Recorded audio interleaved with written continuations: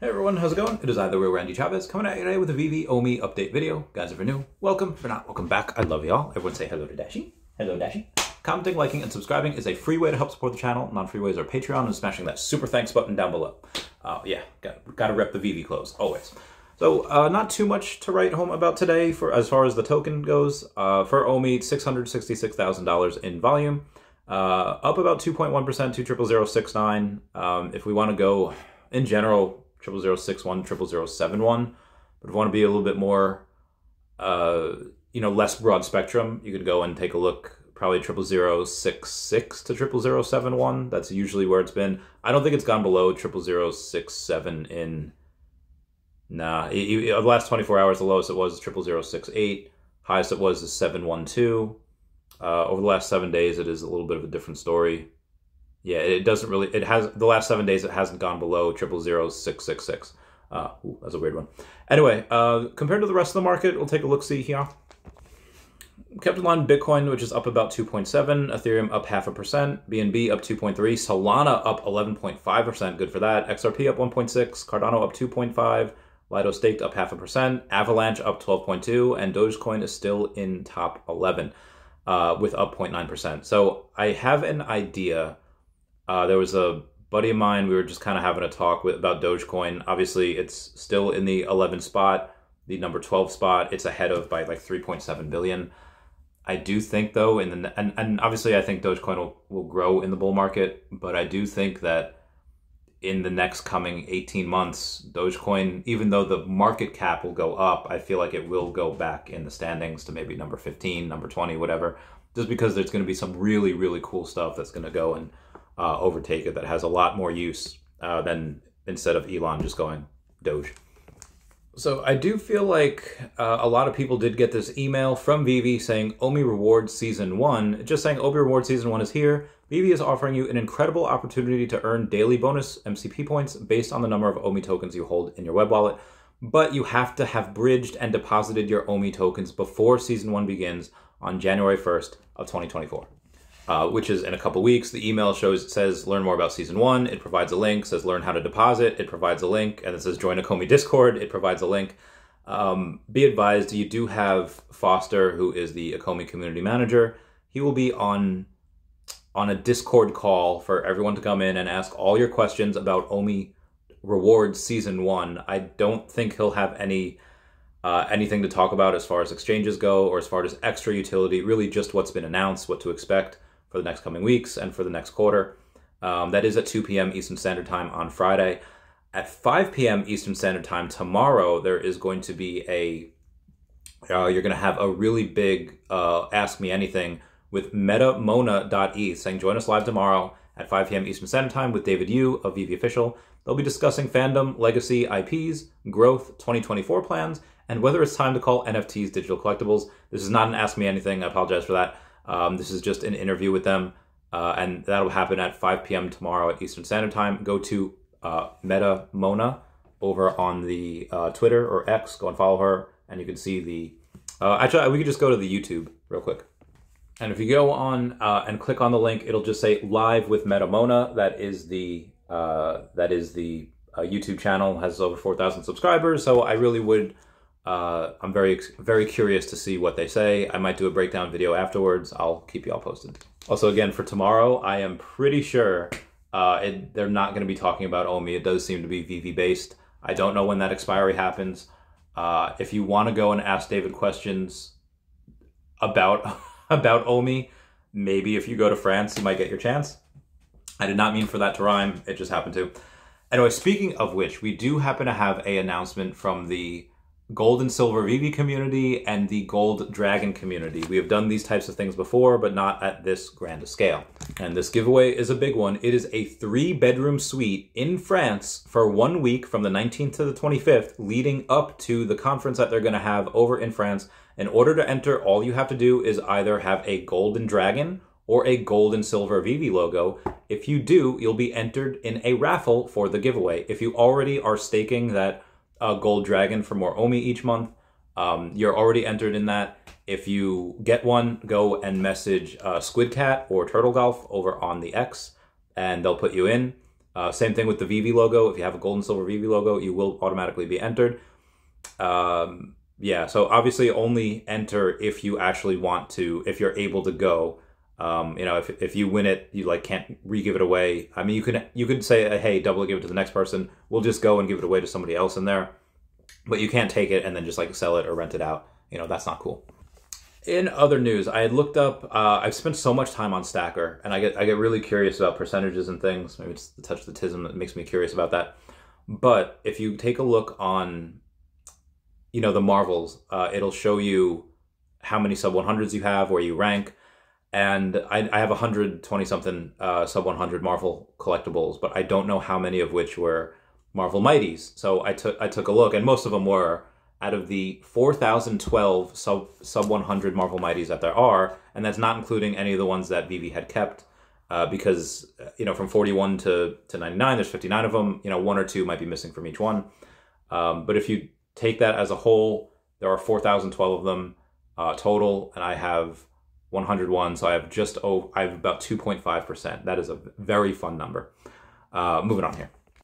Other numbers that are fun to talk about is the Yostef going and saying, thoughts on tomorrow's limited edition Disney Pinnacle drop. I guess that was today. Saying, she says, I love the designs, love the edition sizes, but the $50 price point is what stings for me. Looks like the lowest edition size is Genie's Lamp with 299 editions.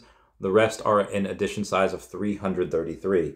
So they are fairly scarce, but when you go and you take a look at some of those, like, you know, how much is the demand there? $50 is a lot. That is almost as much as the golden moments that we had over on Veve. And also, speaking of Disney and Pinnacle, the pins that you're getting, which is a different one than Steph was talking about, but the pins, they will remain untradeable and unsellable until 5 November 2024. That is almost a year away. They are waiting till Guy Fawkes Day. They are waiting till like 2 days before the election next year, which is when they'll be traded. That, if they make it to that, that's going to be a bloodbath that day. Open edition digital pins do not display serial numbers and are minted based on demand during the limited availability window. So that's the other thing. You don't know how many of these are going to be minted. Open edition pins may also be reopened for a reissue, meaning a second printing at a future date. It's kind of like when Pokemon cards, you know, those printers go burr, and then when they decide, oh, hey, this is a super popular set because Charizard's in it or whatever, they're like, all right, let's make these printers go burr again. Printers go burr, they print out a whole other thing. Now the people that are spending hundreds or thousands of dollars on these PSA 10 ones, suddenly that all gets diluted because now you have double, triple, quadruple the supply depending on how popular it is. So I'm really not a fan of that. Another fun thing to look at on Stacker is you can go and take a look at the market caps for each collectible. So in the top 10, you have R2-D2, the Veve gold and silver logo, the Emperor's Fist, which is the, what is that? It's a Darth Vader ultra rare. Then you have Spider-Man Miles Morales. Then you have Superman. Then you have a Sea Queen. Then you have the Italy Tyrannosaurus Rex from Jurassic Park, that poster. You have, and the only reason that's up there is because, you know, somebody has it out for a like ridiculous price that nobody's buying, and because, you know, you multiply that, so that probably shouldn't be there. You have Todd McFarlane, you have Secret Rare Spider-Man, and then you have Partner Statue. So the top three: Todd McFarlane, Peter Parker Spider-Man, and then the Secret Rare, obviously, and then you have the Partner Statue. So that's a really, really key thing of what I think is going to perform really, really well. Obviously, I think Superman will also do well. The Miles Morales will do well. Vader will do well. R2-D2, anything Star Wars first appearance will do well. You know, Luke is not on this list. C-3PO is not on this list. Obi-Wan is not on this list. But what is on this list is the Veve logo, the gold and silver one. That is definitely a dark horse to keep your eye on. Trust me on that. There was a space yesterday that Mr. MC1 had put together. Dr. Rolex was on. Veve NFT was on. My Collectibles. Mr. Pags, Veve Magic. And then you also had Josh Emmett. He's a UFC fighter that just, oh my God, just rocked this person. Roger's opponent. He's gotten a lot of very, very good press, not only for the incredible knockout, but also because how he handled it. As soon as he just, oh my God, he Falcon punches that dude's face. And then he doesn't go after him when he's on the ground. He stays off, where he could have gone, you know, up until the referee broke it up. He didn't, so he got a nice video from that with his opponent praising him, like, hey, thanks for, you know, not beating me while I was down. You know, he confirmed yesterday that he actually has 2 gold and silver Veve logos. He does not have just one. He has 2. Hopefully we can see him in like a title fight. Hopefully he can wear some Veve merch out there. That would be dope. But it does mean a lot that he goes and wears Veve stuff and posts it on Instagram, where he has well over 100,000 followers. And he also mentioned that he's a good boy, where he goes and he has his trainer, he has his coach, he has sparring partners. Everyone he goes and interacts with, they all do Veve. They even go and they say like, hey, let's cater the workouts around when certain drops are happening. So shout out to him for that. That's really cool. Speaking of drops and happening, we had the stamp drop today, and it did okay. I thought it was going to do a little bit better because actually it did. It sold out. It was not sold out before. The reason why I was obviously expecting it to is because you had the secret rare is only 336 editions. Obviously that means, you know, 246. So there's really not a lot. So we're going to go, I'll just do the math real quick. So that was a nice $37,000 for Veve, or $37,908. So really, really close, just $82 away from $38,000. That's on the drop. It did sell out. That is not including the secondary market, which doesn't look terrible. Both rares and one ultra rare are pretty down. But one of the ultra rares, the Christmas tree, that one is at $4, so not too big of a drop. And then the secret rare is actually almost 10x. It's $57 up from $6. So obviously that was the big chase there. Good times. The drops, the next ones that we have are kind of a lie. You go and you take a look at, oh, the X-Men's happening on the 21st, which is tomorrow. You know, that's fine. And then you have the vending machine on the 28th. There is a Miles Morales and Miles Morales comic book coming out on the 26th. So don't just look at the Veve app. Go and take a look at the Twitter as well. It'll show you exactly what's going on. But there does seem to be a 4-day skip from the 21st. So the 22nd, 23rd, 24th, and 25th. We won't have any drops, so there won't be too much activity. Veve is taking a well-deserved break. You know, you see David, you see Dan, you see Alex, you see Foster now, you see Old Rhubarb, you see sometimes Mitch and Nestor. Although I feel like Mitch only really comes out, he's like the Watcher. He only comes out when something, you know, horrible is happening. It's like, hey guys, it's okay. I wish he would come out a little bit more when horrible things are not happening. Be like, hey guys, we did this today, and this was really cool. Could have been bad, but it wasn't. But he has, again, there's so many more people that work, so many more teams that are just working nonstop, making sure that we get our cool collectibles. But so they definitely deserve a little bit of a break. You might actually see even a little bit of a break in early January as well, before they kick it off in Q1 and they go and just absolutely beast it out. I may or may not take a break for a couple of days, depending on what's going on. But you know who's not taking a break? The United States Postal Service. It was really cool of them last night. They have 385,000 followers, and they had gone out and said, hey, what Veve had gone, they had reposted what Veve had tweeted, where they just said, hey, here's the snow globe. So United States Postal Service last night just reposted that saying FYI.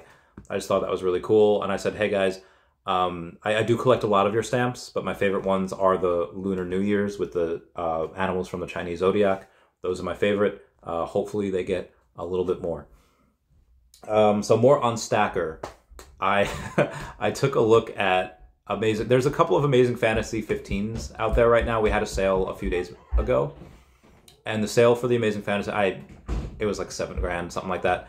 And the cheapest one right now is like $7.9 grand. So I took a look. Oh, Amazing Fantasy. I haven't seen this one in a while. And I expected Dr. Prophet to have a lot, and he does. He has 11. But there is somebody that has 22 AF-15 secret rares. What? I mean, even if we go and we say the floor, which is 7,900, say, okay, well, nobody's buying it. Let's say it's 7,000. And he times it by 22. That is $154,000 worth of just Amazing Fantasy 15s. That is, oh my God, that is just absolutely incredible. Other NFT projects not doing so hot. Bull Run will come save a bunch, and others will thrive, but we have Crypto King, who is, he goes by many names. He has 100,000 followers over on X. He has been known as Guru Collectibles, who as always very liquid, always has a good amount of money, does tend to overcharge some things that he has, and does tend to try to talk people down a lot from when he's looking to buy. Again, he's very good at negotiations. He's also the one that said first edition Bulbasaur PSA 10 be $30,000. So, you know, you got to kind of take what he says with a grain of salt. But he goes out and he says, I'm out, zero respect or trust left in DLab SXYZ, which just happens to be the creator of the, or one of the guys that had D-Gods NFT. He's like, floored my last two D-Gods NFTs. D-Gods NFTs are, they have 169,000 followers over on the X, and he posts his sale is complete, you know, of his last one from the D-Gods collection. I guess he lost 5K on them. Says you don't get to be a founder of one of the largest NFT communities and go ghost. Your job is to be a leader of thousands. Man up or STFU and move aside. I think this is a little rude. I feel like people in general can go and maybe not just take a break. Maybe they're just working in silence. Like, you know, what did Dr. Dre say? What? Because I've been in the lab with a pen and the pad trying to get this damn label out. I ain't having that. No, I'm not going to rap here. But people can go and work in silence. Just because you're not outwardly expressing, you know, how loud you are and what you're building doesn't mean you're not building. And again, I have no idea really anything about D-Gods NFTs. They seem to have a big community. I just kind of brought this up to let you know that, hey, it's not just some of the VV team that every now and then they get hate because it's not fast enough for some people, and which, again, I get it. But you know, this type of, you know, FUD is everywhere. It's not exclusive to just VV. There is a couple of other places that have it. But speaking of David Yu, so we do know we have the vending machines here. The ultimate symbol of refreshment in the early 20th century. David Yu says, real magic. I don't know if that's a reference to anything. Now, I'm not going to go out and be like, oh, yo, David said magic. That is a complete Harry Potter reference. Avada Kedavra. No, I'm not going to say that. I will say, though, that David does really get excited. What are the odds that I think he was teasing a Harry Potter thing while talking about Coca-Cola? I'm going to say it's less than 1%, but it is greater than 0%. Throwing that out there. And then you also have Savid going out and saying, I'll be getting a Coca-Cola vending machine. I'll place it in a busy area in the metaverse and charge 100 OMI per can. Make this happen. I would really like it. I would really like if he did that. I mean, that's really not a lot. That's, if you're going 100 OMI, if you extrapolate, you get 1 million OMI for $700. You'd be getting about 7 cents per 100 OMI. So I would do that, though. I would go and say, like, oh, hey, press this button, and then, you know, you get a Coca-Cola can or NFT, whatever. I would spend 100 OMI. Right now it's only 7 cents, but I would give each of my collectibles. That's a lot. That'd be a lot. Because 70, 10, $7. It'd be $70 to give all my collectibles their own can of Coke. But you know what? I would do it. I would do it because it's just 7 cents per can. David, can we make this happen? Can we? VV Digital Collectibles post, let's go, day 9. So not only do they give out really cool things like a Golden Dragon from Scott Tolson or a Crystal Lord from Tristan Eaton, they're giving away the Writer Secret Rare, Tianzong Huang Yin Secret Rare. I have no idea what that's from. Marvel Mighty's Winter Soldier, that's pretty cool. A Sports Rabbit Secret Rare, Bad Robot Ultra Rare. They're also giving out Incredible Hulk #1, Common Comic Book. But Kamara 21 is getting 100 gems. They are giving cold, hard cash. It's not cash, it's gems. But that's just really cool that they decide to give that out as well as collectibles. Anyway, guys, that'll be it for me. Please comment, like, and subscribe. Comments are good for the YouTube algorithm. Everyone say bye-bye to Dashi. Bye-bye, Dashi. I love you guys. Goodbye. Meow, meow, meow.